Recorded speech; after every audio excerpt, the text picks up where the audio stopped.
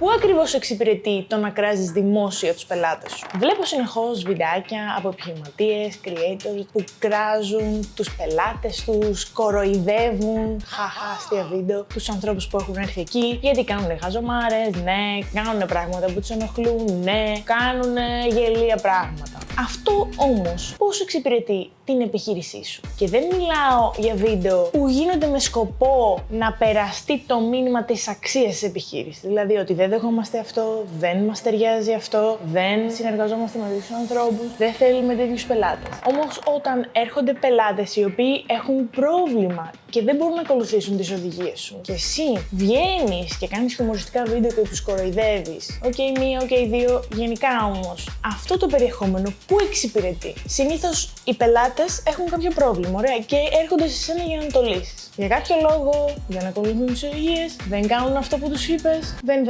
Πώς αυτό βοηθάει εσένα να δείξεις τις αξίες σου, που ξεχωρίζεις, πόσο καλός είσαι στη δουλειά σου, όταν κατηγορείς τους ανθρώπους που έρχονται και σου δίνουν τα χρήματά τους? Ναι, τους ανθρώπους που παραπονιούνται χωρίς λόγο, που σου δημιουργούν πρόβλημα, που.